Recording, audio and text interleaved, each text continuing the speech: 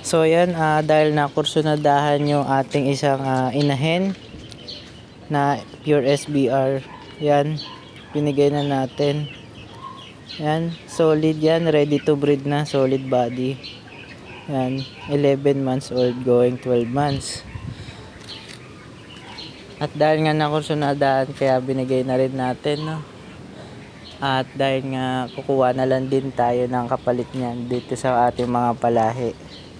So ayan, habang inihintay na lang natin yung rider. Ayan, pakita ko lang sa inyo. Ayan.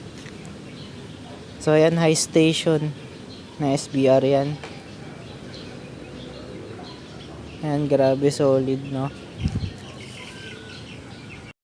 So ayan, dumating na yung rider natin na binok natin sa Lalamove.